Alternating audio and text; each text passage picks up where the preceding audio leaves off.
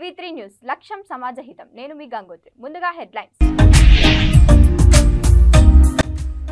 కట్టమైసమ్మ దేవాలయంలో అమ్మవారి బోనాల జాతర ఆహ్వాన పత్రికను ఎమ్మెల్యే మూటా గోపాల్ ఆవిష్కరణ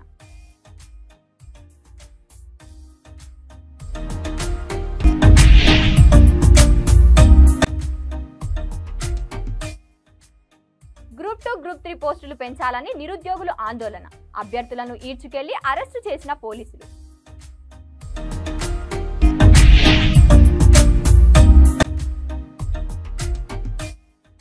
తొలిదశ మలిదశ ఉద్యమకారులను గుర్తించి పత్రాలు ఉద్యమంలో అమరులైన కుటుంబాలకు అండగా రాష్ట్ర అధ్యక్షులు ఇక డీటెయిల్స్ లోకి వెళితే హైదరాబాద్ బషీర్బాగ్ ప్రెస్ క్లబ్ లో ఏర్పాటు చేసిన సమావేశంలో సొసైటీ డైరెక్టర్లతో కలిసి ఆయన మాట్లాడుతూ గతంలో ప్రభుత్వ ఉద్యోగాలకు కేటాయించిన భూమిని గత బీఆర్ఎస్ ప్రభుత్వం స్వాధీనం చేసుకుని 4000 మంది రిటైర్డ్ సర్వీస్ ఉద్యోగాలు పొట్టకొట్టిందని Gachibowli NGO mutual aided cooperative housing society అధ్యక్షుడు సత్యనారాయణ గౌడ్ ఆవేదన వ్యక్తం చేశారు. ప్రజాప్రభుత్వంగా పేరు తెచ్చుకున్న కాంగ్రెస్ ప్రభుత్వం తమకు న్యాయం చేయాలని కోరారు. 2008లో షేర్లింగంపల్లి మండలం గోపన్నపల్లిలోని సర్వే నంబర్ 36-37లలో 189 ఎకరాల 11 గుంటల స్థలాన్ని ఉద్యోగాల ఇండ్ల స్థలాల కోసం అప్పటి కాంగ్రెస్ ప్రభుత్వం కేటాయించిందని ఆయన తెలిపారు.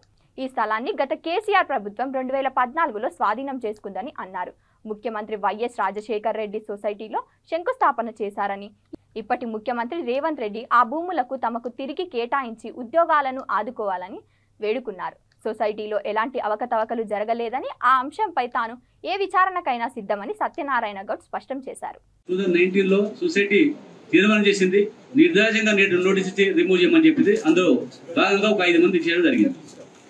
మరి అదే విధంగా మొన్న ఏదో ప్రెస్ మీట్ పెట్టారు. మరొకసారి మీడియా ముఖంగా చెప్తున్నా, ఈ నెలగా నెక్స్ట్ మంత్ లో గౌరవ ముఖ్యమంత్రి అని కలుస్తా ఉన్నాం. ఈ మెమోస్ విత్డ్రా చేసుకుంటా ఉన్నాం. అది తొందరలోనే మా ఎన్నోళ్ళ నుంచి ఎదురు చూసినట్టు మా ఎంప్లాయీస్ కళ్ళలో సంతోషం ఈ ప్రభుత్వంలో చూసా నమ్మకం నాకుంది.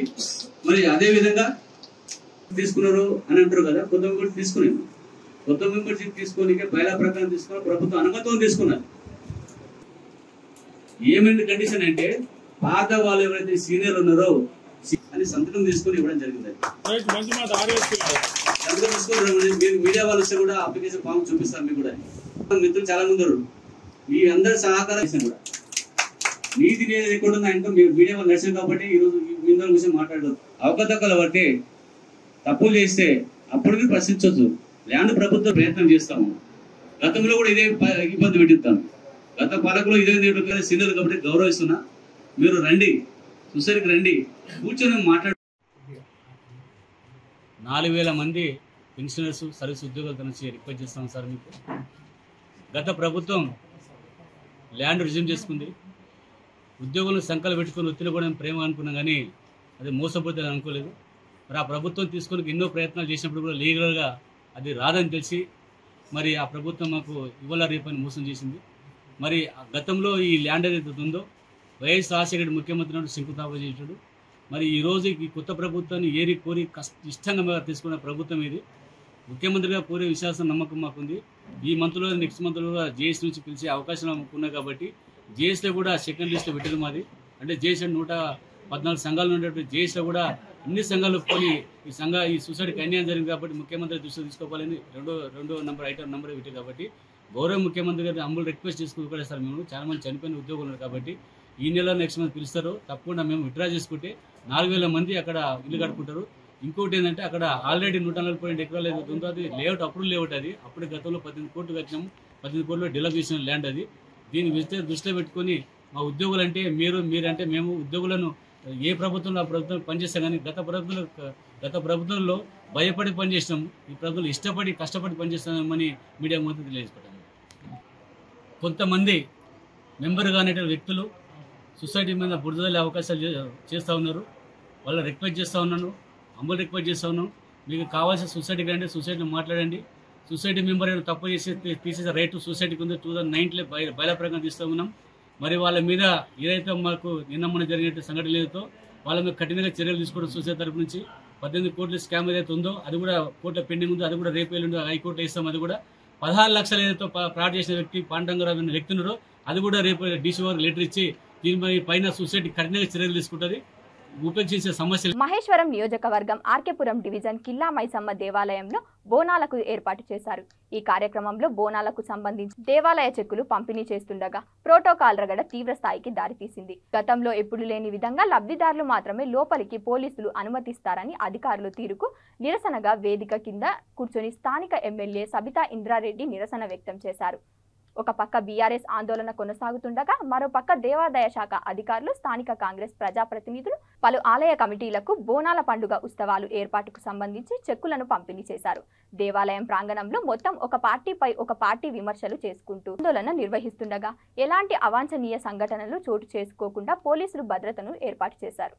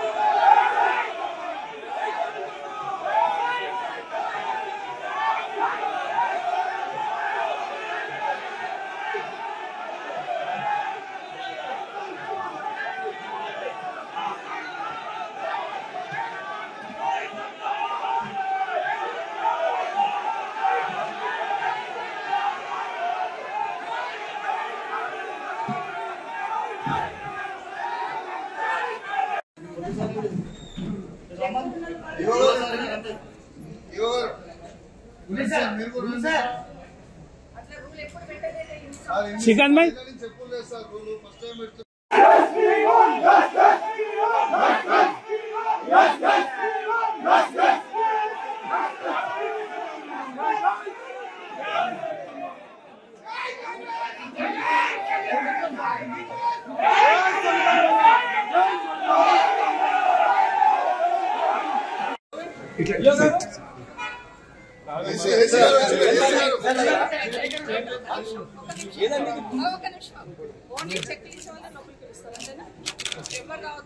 అదే దాని ప్రోటోకాల్ తప్ప ఇంకెవడన్నా వచ్చిందనుకో చూసుకుంటారు.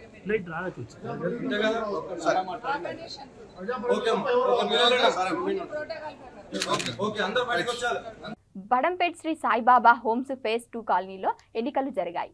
ఎన్నికల్లో పోటాపోటీ పోరులో రాముగౌడ్ విజయం సాధించారు. ఈ సందర్భంగా ఆయన మాట్లాడుతూ కాలనీ వాసులకు ఏదైనా సమస్య ఉంటే వెంటనే నా దృష్టికి తీసుకువస్తే పరిష్కరిస్తానని అన్నారు. పోరు మాత్రం ముగ్గురు అయినప్పటికీ మేమంతా ఒకటే అని రాముగౌడ్ అన్నారు.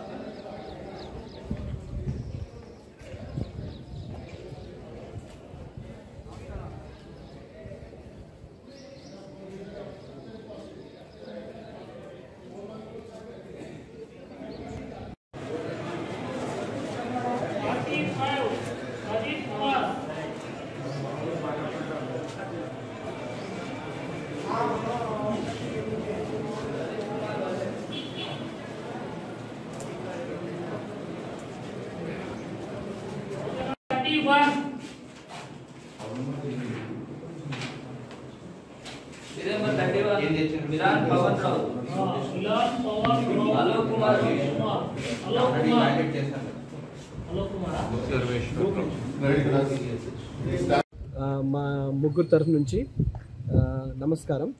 సో ఈరోజు 14 మన కాలనీలో ఎలక్షన్స్ జరుగుతున్నాయి, సాయి బాలాజీ అసోసియేషన్ ఎలక్షన్స్.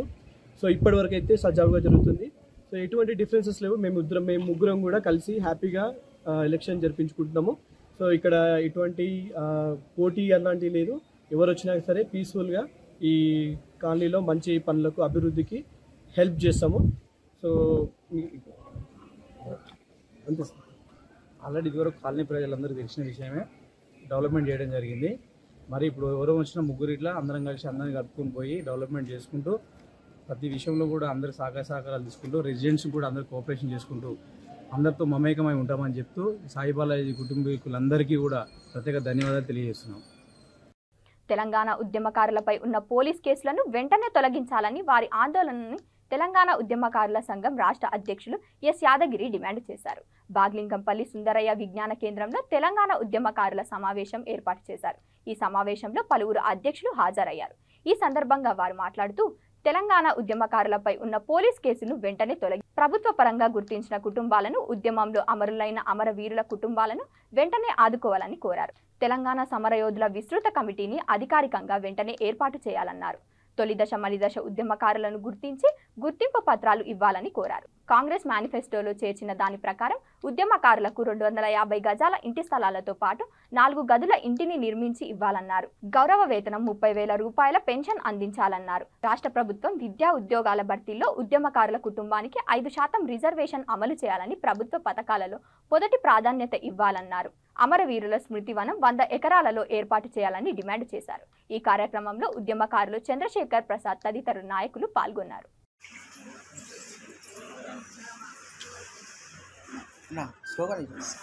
తెలంగాణ విద్యార్థి అమరవీరులకు జోహార్ జోహార్. విద్యార్థి ఉద్యమకారుల ఐక్యత, ఉద్యమకారుల ఐక్యత కొనసాగిస్తాం. అమరవీరుల ఆశయాలను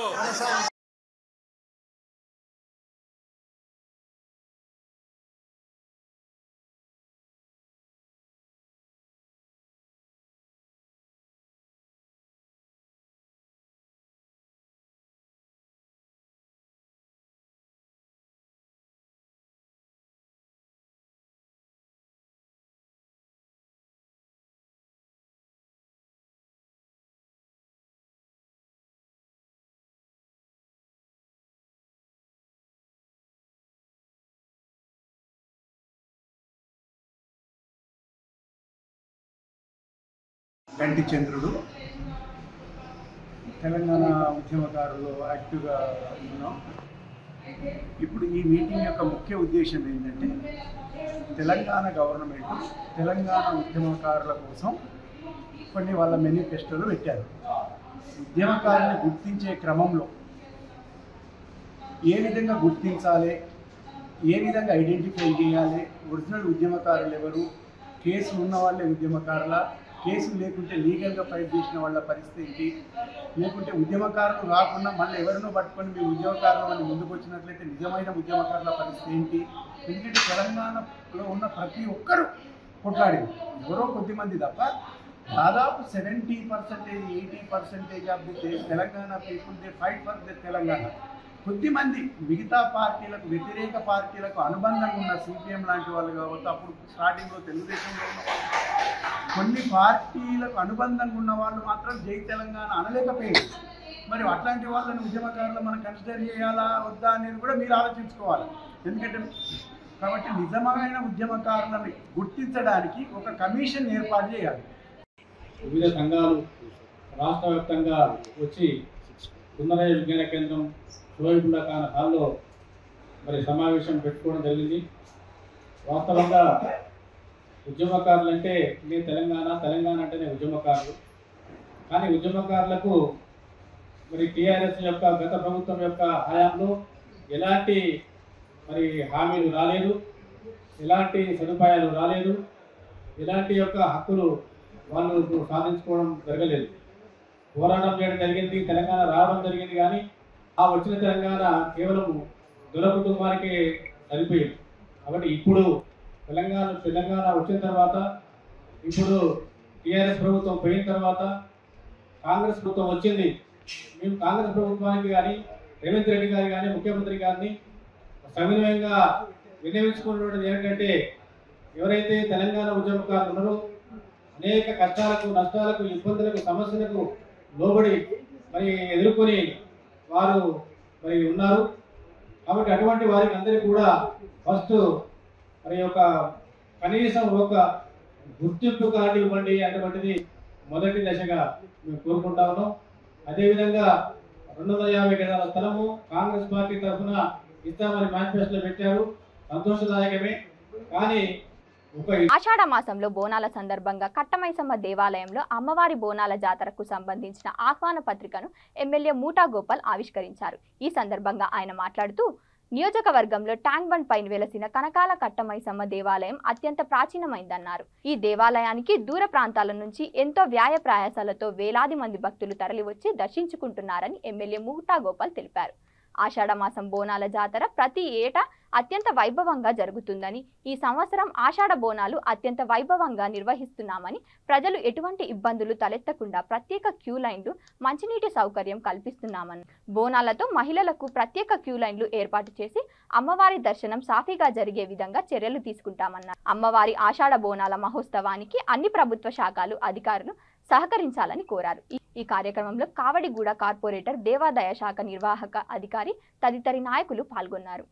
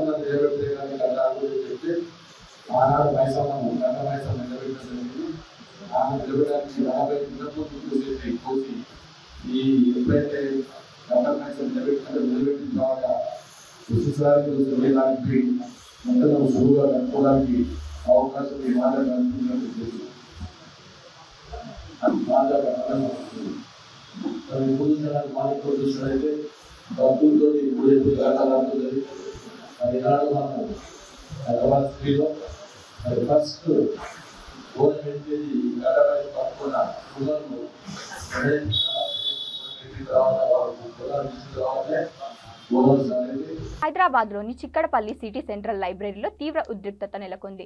డిఎస్సి వాయిదాతో పాటు గ్రూప్ 2, గ్రూప్ 3 పోస్టులు పెంచాలంటూ నిరుద్యోగులు ఆందోళన చేపట్టారు. అక్కడికి చేరుకున్న పోలీసులు నిరసనకారులు అరెస్టు చేయడంతో అక్కడి వాతావరణం ఉద్రిక్తంగా మారింది. గ్రూప్ 2, గ్రూప్ 3 పోస్టులు పెంచాలని పెద్ద ఎత్తున అభ్యర్థులు సిటీ సెంట్రల్ లైబ్రరీ వద్ద చేరుకుని నిరసన తెలిపారు. శాంతియుతంగా ర్యాలీ తీస్తామని పోలీసులను కోరినా వారు నిరాకరించారు. లైబ్రరీ మెయిన్ గేట్ దాటి బయటకు వస్తే అరెస్టు చేస్తామని హెచ్చరించారు. ఈ క్రమంలో లైబ్రరీ నుంచి బయటకు వచ్చేందుకు యత్నించిన 20 మంది అభ్యర్థులను ఈడ్చుకెళ్లి అరెస్టు చేశారు. వాళ్ళందరినీ చంద్రాయన్గుట్ట బొల్లారం పోలీస్ స్టేషన్ కు తరలించారు. వీరిలో 2 మహిళా అభ్యర్థులు సైతం ఉన్నారు.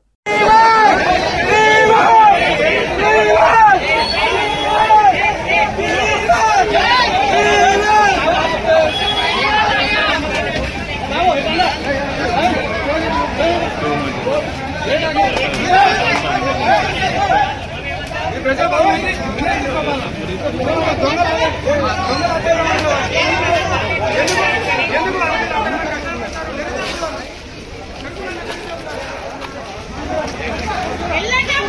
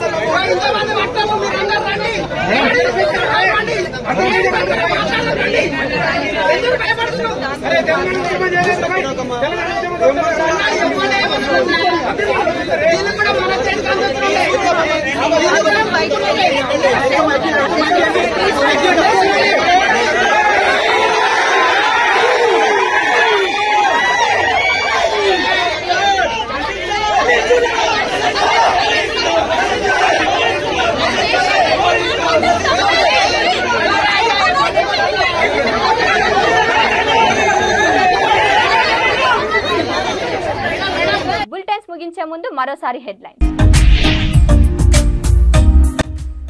కట్టమైసమ్మ దేవాలయంలో అమ్మవారి బోనాల జాతర ఆహ్వాన పత్రికను ఎమ్మెల్యే మూటా గోపాల్ ఆవిష్కరణ.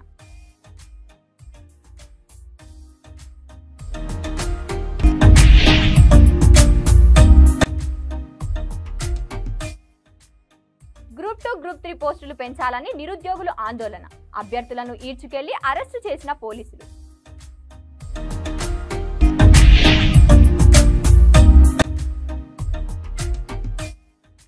తొలిదశ మలిదశ ఉద్యమకారులను గుర్తించి పత్రాలు ఉద్యమంలో అమరులైన కుటుంబాలకు అండగా రాష్ట్ర అధ్యక్షులు. చూస్తూనే ఉండండి V3 న్యూస్, లక్ష్యం సమాజహితం.